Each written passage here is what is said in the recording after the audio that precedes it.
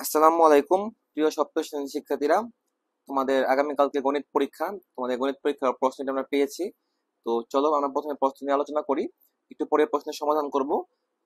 গণিত বিষয়টি যিনি পড়ায় সেই শিক্ষক দ্বারা তোমাদের প্রশ্নটি সমাধান করা হয়েছে।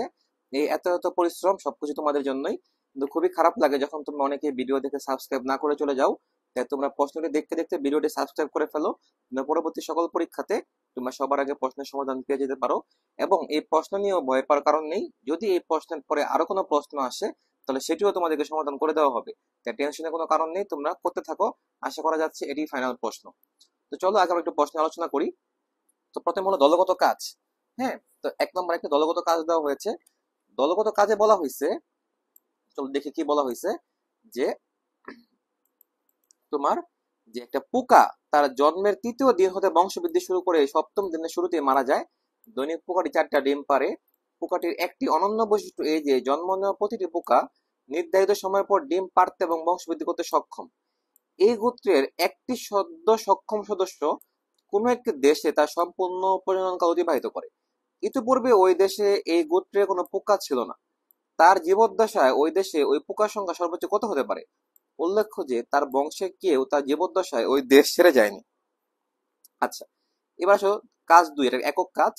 এক নম্বরের সমাধান দেখাচ্ছি একটু পরেই। একক কাজে বলা হয়েছে তৃতীয় ও পঞ্চম শ্রেণীর শিক্ষার্থীদের গড় বয়স যথাক্রমে 7 ও 10 বছর, অপরদিকে ষষ্ঠ শ্রেণীর শিক্ষার্থীদের গড় বয়স 11 বছর। এই 3 শ্রেণীর শিক্ষার্থীদের গড় বয়স কি ধারাবাহিক অনুপাতে রয়েছে? থাকলে ধারাবাহিক অনুপাত আকারে অনুপাতটি কত হবে? এটা আমরা সলভ করেছি, দেখাচ্ছি। কাজ 3 হচ্ছে দলগত কাজ। বলা হয়েছে 20 একটি লোহার পাত ও তামার পাতের ক্ষেত্রফল যথাক্রমে 15 বর্গ মিটার এবং 12.8 বর্গ মিটার। পাত দুটি থেকে একই মাপের একটি বড় টুকরা কেটে নেওয়া হলো। উদ্দীপকের উল্লেখিত ভগ্নাংশ দুটিকে লঘিষ্ঠ সাধারণ ভগ্নাংশে প্রকাশ করো। খ নম্বরে বলা হয়েছে যে বড় টুকরা যে ক্ষেত্রফল কত হবে। গতে বলা হয়েছে প্রত্যেক পাতের একই মাপের টুকরা সর্বনিম্ন সংখ্যা নির্ণয় করো। গতে বলা হয়েছে পাত দুইটির ক্ষেত্রফলের সমান্তরাল বিশিষ্ট আয়তাকার মেঝেকে 10 সেন্টিমিটার দৈর্ঘ্য 5 সেন্টিমিটার প্রস্থ বিশিষ্ট আয়তাকার টাইলস দিয়ে ঢাকতে কতটি টাইলসের প্রয়োজন হবে। কাজ 4 হচ্ছে একটি একক কাজ। এখানে বলছে যে একটি পরীক্ষায় 200 নম্বরের মধ্যে 4 জন শিক্ষার্থী এমন ভাবে নম্বর পেল, প্রথম দুজনের প্রাপ্ত নম্বর অনুপাত 5:4, তৃতীয় ও চতুর্থ শিক্ষার্থীর প্রাপ্ত নম্বর অনুপাত 4:3। যদি দ্বিতীয় ও চতুর্থ শিক্ষার্থীর প্রাপ্ত নম্বর অনুপাত 2:1 হয়, সর্বমোট নাম্বার 410 হয়, তবে সকল শিক্ষার্থীর প্রাপ্ত নম্বর ক্রমানুসারে সাজাও। কাজ 5 হচ্ছে একটি দলগত কাজ। শিক্ষক বোর্ডে 81, 324, 552 লিখলো। তারপরে বললো যে একটি বর্গাকার কাগজে দৈর্ঘ্য ও প্রস্থ পরিবর্তন সংখ্যার সঙ্গে সমান সংখ্যা ভাগে ভাগ করে বাঁশ দিলে মোট কতটি ছোট ছোট বর্গাকার ঘর পাওয়া যাবে। তারপরে বলছে দ্বিতীয়, তৃতীয়, পঞ্চম সংখ্যাটির কোনটি পূর্ণবর্গ তা উৎপাদক পদ্ধতি নির্ণয় করো। 1, 2, 5, 2, 3, 4 সংখ্যাগুলো দুইটি ঘনবস্তুর দ্বারা হলে কোন ঘনবস্তুটি অধিক জায়গা দখল করবে। কাজ 6 একটি একক কাজ। বলা হয়েছে একটি পরীক্ষায় 200 নম্বরের মধ্যে 4 জন শিক্ষার্থী এমন ভাবে নম্বর পেল, প্রথম দুজনের প্রাপ্ত নম্বর 5:4, তৃতীয় ও চতুর্থ শিক্ষার্থীর প্রাপ্ত নম্বর অনুপাত 4:3। যদি দ্বিতীয় ও চতুর্থ শিক্ষার্থীর প্রাপ্ত নম্বরের অনুপাত 2:1 হয় এবং সর্বমোট প্রাপ্ত নম্বর 410 হয়, তবে সকল শিক্ষার্থীর প্রাপ্ত নম্বর নির্ণয় করে ক্রমানুসারে সাজাও। চলো আমরা সমাধানে চলে যাই। তো প্রথম 1 নাম্বার যেটা আমাদের কোশ্চেন, হ্যাঁ 1 নাম্বার কোশ্চেন হলো একটা দলগত কাজ, যেখানে দেওয়া হয়েছে একটা পোকা, এই পোকার বংশবৃদ্ধিটা কিভাবে করছে। তাহলে খেয়াল করে দেখো যে প্রথম 3 দিন কিন্তু ওই যে প্রথম দিন পোকা কোনো বংশবৃদ্ধি করে নাই, দ্বিতীয় দিনে কোনো বংশবৃদ্ধি করে নাই, তৃতীয় দিনে যে বংশবৃদ্ধি শুরু করছে। এভাবে সবকিছু হেডলাইন দেওয়া আছে, তোমরা দেখো কোন দিনে প্রজননের প্রথম দিন কোনটা, প্রজননের দ্বিতীয় দিন কোনটা, তৃতীয় দিন কোনটা, চতুর্থ দিন কোনটা, শেষ দিন কোনটা। এবং এক্স চিহ্ন দিয়ে অক্ষমতার সময় বোঝানো হয়েছে, ক্রস দিয়ে আর কি, মাইনাস দিয়ে বোঝানো হয়েছে জন্মের পূর্বের সময়ের টাইমটা। তো এই চারটা তোমরা শিখে নাও। এই চারটাকে এখানে আবার সলভ করে দেওয়া হয়েছে যে কিভাবে জিনিসটা করব। তো ছকটা বোঝার চেষ্টা করা হয়েছে। এই ছকে আমরা যা যা লিখছি না, এইখানে সেটা এক্সপ্লেন করা হয়েছে। তোমরা এই এক্সপ্লেনেশনটা একটু কষ্ট করে পড়ে নাও, কারণ এখন আমার ছক তো উপরে উঠে গেছে, ওটা দেখে দেখে আমরা বুঝবো না। তোমরা ছকটাকে একটা স্ক্রিনশট নাও বা খাতায় তোলো, তারপরে তোমরা এক্সপ্লেনেশনটা যে প্রথম পোকাটা তার প্রজননকালের 4 দিনে 4 × 4 16টি পোকা জন্ম দেয় এবং এরপরে মারা যায়। কারণ 4 দিন পরে কিন্তু মারা যায় বলছে। এর মধ্যে প্রজননের প্রথম দিন জন্ম নেওয়া পোকাগুলো তার তৃতীয় দিনে সক্ষমতা লাভ করে। জীবদ্দশায় ওই পোকা কি কি করে এগুলো সব ডিটেলস দেওয়া আছে।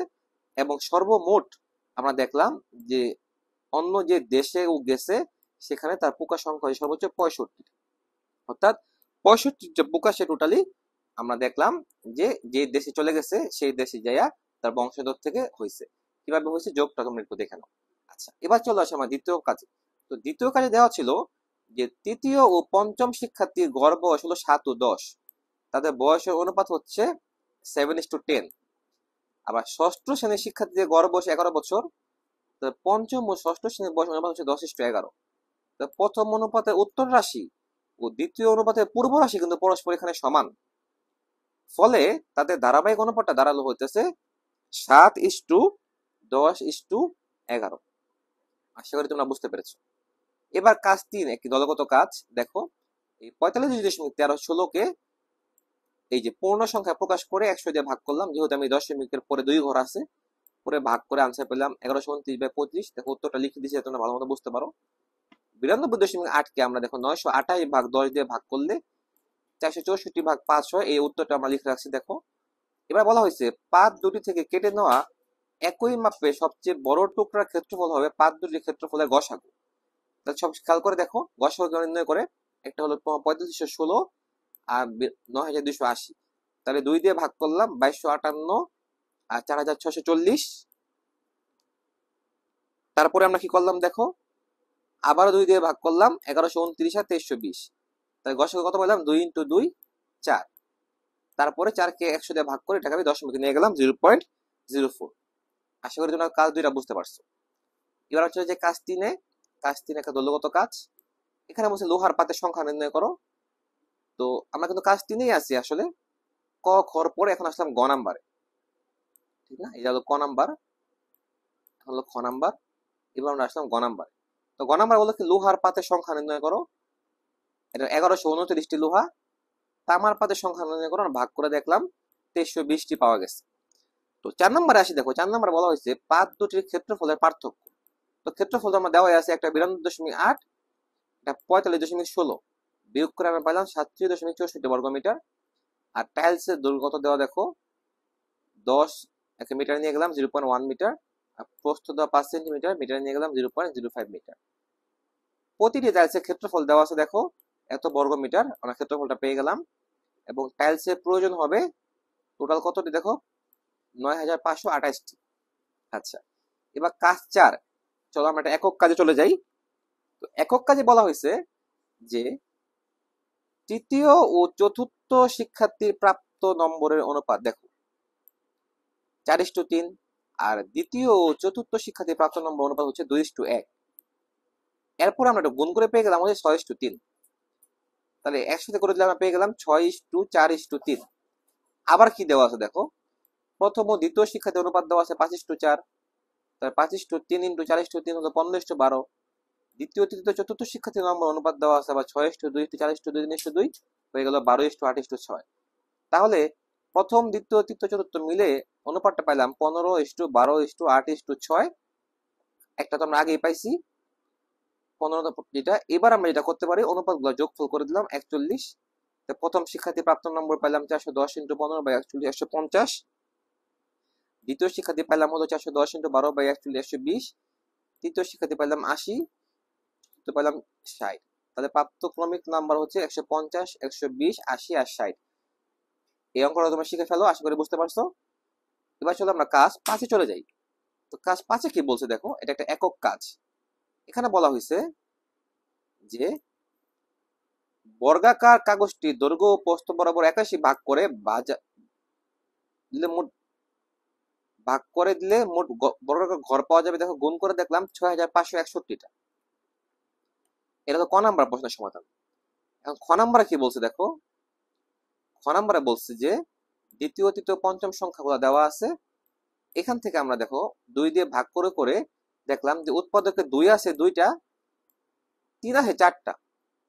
2 ও 3 উভয়ই জোড় সংখ্যক বার থাকায় 324 সংখ্যাটি পূর্ণবর্গ সংখ্যা, এটা প্রমাণ হয়ে গেল। আবার দেখো এবার আমি 512কে ভাগ দিচ্ছি। 512কে ভাগ দিয়ে দেখলাম যে রেজাল্টগুলো আমি পাইছি দেখো 2 2 2 2 2 2 2 2 2 2 2 যে ওর 9 আছে 2টা।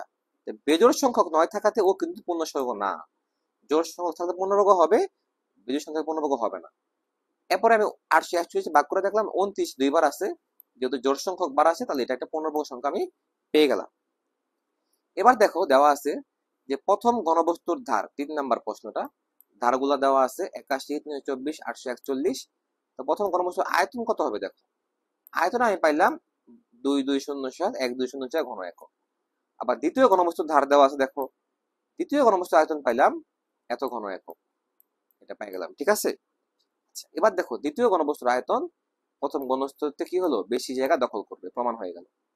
এবার চলো আমরা সবচেয়ে শেষ কাজে চলে আসি, কাজ 6। তো আমরা দেখলাম যে সূচকীয় রাশির মাধ্যমে নির্ণয় করবো আমরা। সূচকীয় রাশি কেমন দেখো, প্রথম ভাজের পর ঘর দেখলাম 2টা, দ্বিতীয় ভাজের পর 4টা, তৃতীয় ভাজের পর 8টা, চতুর্থ ভাজের পর 16টা, পঞ্চম ভাজের পর 32টা, ষষ্ঠ ভাজের পর 64টা, সপ্তম ভাজের পর 128টা, অষ্টম ভাজের পর 256টা, নবমের পর 512টা, দশমের পর 124টা। এবার আমরা কি করলাম, এদেরকে সূচকীয় সংখ্যা আমাদের প্রকাশ করলাম। তো মোট গড় 2187, পরে লিখলাম 3/7। কেমনে, এভাবে এমন লিখতে পারি, এভাবে বুঝো, ভাগ করে লিখতে পারি, এভাবে লিখতে পারি গণিত গণনীয় আকারে। এখন দেখলাম যে এটা কেবলমাত্র 3/7 আকারে প্রকাশ করা যায়। তো ভিত্তি কত, ভিত্তি হলো 3, আর সূচক মানে পাওয়ার হলো 7। অর্থাৎ আমরা দেখলাম যে প্রতিবার সমান যত ভাগে ভাগ করা হয়, সূচকীয় ভিত্তি যত বাস দেওয়া থাকে তার সূচক হলো ভাগ সংখ্যা 3, মোট বা সপ্তম ভাগ পর্যন্ত। অর্থাৎ কাগজটি প্রতিবারে সমান 3 ভাগ করে সপ্তম বাস পর্যন্ত দেওয়া হয়েছিল। এই হলো আমাদের 6 নম্বর প্রশ্নের আনসার। তো এই হলো আমাদের গণিত প্রশ্নের সমাধান। তবে তোমরা নিশ্চিত থাকো যে এটি আমাদের প্রশ্ন হতে যাচ্ছে, যেহেতু স্কুল লেখা আছে। কিন্তু যদি এটি আমাদের প্রশ্ন না হয়, অন্য কোনো প্রশ্ন আসে, দেখো ফেসবুকে তো অনেকেই জানো যে প্রশ্ন দেয়, অন্য প্রশ্ন দেয়। তো যদি এটা প্রশ্ন আমাদের না হয়, তাহলে আমরা অন্য যে প্রশ্ন আসবে সেটিও আমাদের অভিজ্ঞ শিক্ষক আছে, তাদেরকে দিয়ে এরকম সুন্দর করে সমাধান করে দেওয়া হবে, তোমরা শিখে যাবা। তোমার চ্যানেলটি সাবস্ক্রাইব করে রাখো। Thank you so much.